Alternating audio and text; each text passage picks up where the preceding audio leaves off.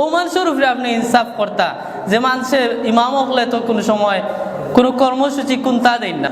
ইমাম হলে আজকে পর্যন্ত যদি কইতা বলে বেতন যদি 10,000 টাকা করে মসজিদ হলো না দেওয়া হয়, ইনসাফ আমরার উপরে যদি না করা হয়, তে সামনের জুম্মা কোনো মূল্যায়ন আমরা মসজিদে যাইতাম নাই। ইটা করেন না, ইটা হইল কি এহসান। আপনি মসজিদে আইবা নাইন, ফজরের নামাজ ইমাম সাহেব আল্লাহ হামসায়ার মানুষগুলোরে মাফ করে দিও, আপনার লাগি দোয়া করেন, আপনার আওলাদের লাগি দোয়া করেন, জিত্তা মরা ওটির লাগি দোয়া করেন, কিন্তু আপনি চিন্তা করেন না বলে ইমাম সাহেবর ফ্যামিলি ইটা টেকায় কিলা চলেন, তো হইল কি বে ইনসাফি। আপনি দেখবা মসজিদ অকল বহুত সুন্দর, বাথরুমও বলো যত টাকার টাইলস লাগানি হয়, এক কোন ইমাম সাহেবের উজরাতও লাগানি হয় না।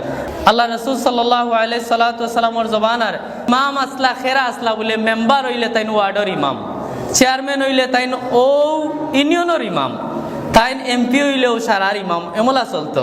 কিন্তু আমরা তো ইসলামী রাষ্ট্র নাই, আমরার কাছে একজন মানুষ বান্দা থাকে, যার কারণে যদি আপনি ইনসাফ করেন, আমার ওয়াইফাইয়ের বিল আমি অত টাকা দেই, আমার ডিসোর বিল অত টাকা দেই, আমার গ্যাসের বিল আমি অত টাকা দেই, আমার কারেন্টের বিল আমি অত টাকা দেই, একজন মেসাব যারা আমি বান্ধে দিয়েছি তার লাগে যদি আমি 10 টাকা করি, তো ওই বলে এ বেটার বেতন যে বেটায় আমার হুরুতা পড়ায় তার দিন বেতন হইল কি আমার গর্তনে 10 টাকা, তো হিসাব করে দেখবা মাস হয়ে যায় 300 টাকা। তো 300 টাকা হইলে 100 গড় থাকলে মাস হয়ে যায় 30,000 টাকা। কেউ কইন না বলে 30,000 দিলা বলে 5 টাকা দিন একজনের লাগেও তৈলে, তখন 100 করে হয়ে যায় 15,000 টাকা। কিন্তু সবচেয়ে একেবারে ফকির বানাইয়া রাখা হয়েছে মেসাব অকলরে। এমলাও তো দেখছি বহুত ইমাম অকলর 6-7 মাস তান বেতন নাই, মেসাবে কিতা করলা তান উফরি দিয়ে তাই চলরা, উফরি খেক গিয়া কত আর মেসাব অকলরে আর দিলাই। শুভরাতের সময় মেসাব অকল খুব দৌড়াইতে দৌড়াইতে আমি তো জিকাই বলে কত হয়েছে, খেউরের তো এখন না বলে 25-30,000 টাকা হয়ে গেছে। যে সরকারি ছোট এক চাকরি করলেও তান 20-25,000 টাকা তান বেতন, এবার সারা মাসেও দৌড়িয়া 20,000 টাকা হয় না। আগে করো আস্তে আস্তে আটলে কর, মেসাবে খাইয়া আটতে পারা না, রুশে আটলে কর, মেসাবর দাওয়াত আরো 3টা লাগে গেছে, তারে জিকাই দেখবা হে দাওয়াত দিছে হয়েছে না। যে ফতোয়া দেয় বলে নিজের খতম নিজে পড়িলাও, শুভরাতের সময় মেসাবরে দিয়ে খতম পড়াই কিন্তু তার হিংসা লাগে মেসাবে টেকা পাইলিরা, তারে জিকাইবা শুভরাতের বাদে কয় খতম চাচা তুমি পড়ছো, দেখবা এক কতমও পড়ছে না, বেটিন থেকে পড়ই এক কতমও পড়ছে না। এটা হইল কি সারা হিংসার বশবর্তী হইয়া আমরা যার পিছনে নমাজ পড়ি তার দিল শান্তি থাকতো।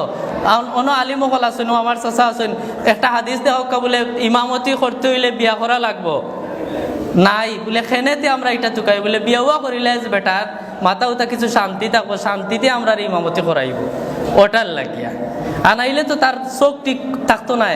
রাসূলুল্লাহ সাল্লাল্লাহু আলাইহি ওয়াসাল্লাম কইছেন বিয়া করো তখন তোমার চোখ হেফাজত হইব, দিল হেফাজত হইব, গুনাহ থেকে বাঁচবাই, আর নিসফুল ইমান, ইমানের অর্ধেক পুরা হইব, তা কইছেন ইমামতির লাগি কইছেন না। তার দিল ঠান্ডা থাকবো, শান্তি মনে আমরা নমাজ খান পড়াইবা, ও তার লাগি বিয়াতি বেটা তুকাইয়া আনছি বলে হিকানোর তখন আর তুকাও না বলে বেটারে তুড়া বেতন দেই, বেটার চলের কি না, বেটায়ও নমাজও লাগিয়া গরুইগু দীর্ঘাত আছেন না নাই, দান খাইলা নি না না, ওটা চিন্তা করে খরে এই মাসের বেতন ফাইমুনি না না, ওটা চিন্তা করে বেটা। এর থেকে আরো বড় টেনশনও নমাজের মাঝে আছে, আপনারা করে নমাজ পড়া বলে আমার ইমামরে আমি ইমামর মতো রাখবো, তুড়া বাড়াইলে তুড়া ইনসাফ করলে তখন বেটায় শান্তিতে অন্য নমাজ পড়বা।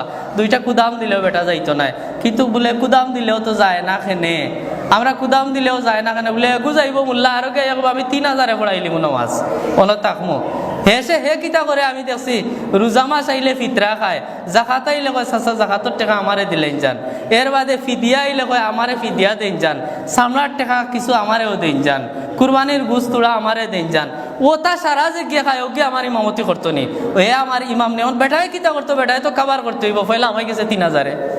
এর কারণে সব সময় চিন্তা করবা আপনার প্রাইভেট টিচার 2,000 টাকা দিয়ে যারে রাখছেন আর 500 টাকা দিয়ে যারে রাখছেন সমান নাই। মক্তবর পড়া দিয়ে আমরা সারা জীবন চলে, মক্তবর পড়া দিয়ে সারা জীবন চলে, আপনারা মাদ্রাসাত পড়ছেন না বলে কিতায় চলে বলে ও মক্তবর পড়ায় চলে। মক্তবর পড়া যত উচ্চ শিক্ষিত একজন ইমাম তার মক্তবর পড়াটাও অত সুন্দর হইব, অত ভালো হইব। সবচেয়ে মনে করেন বলে খুব আরামর একটা চাকরিত আছে বা সবচেয়ে আরামর চাকরি মেসা বকলর, তাও আমি জিজ্ঞাসি আমি সব শ্রেণীর মানুষের লগে আস্তে আস্তে তুড়া মিশি বলে হুজুর যে ফেরেশানি যে একটা হয় অন্য চাকরিত 15 মিনিট বাদে গেলে হয়, মাগরিবর নামাজত 3 দিন যদি 15 মিনিট বাদে যায় ইমামতি যাইব গিয়া, যে ফেরেশানি হয় ফেরেশানির বদলা ওই বেতনই কই নাই বলে খানি তো ঠিক আছে, কিন্তু ইমাম সাহেব মাঝে মাঝে বেটার এমন এখন গরো খানি পড়ে না কইতে পারে না সইতে পারে, খাওয়াও লাগে।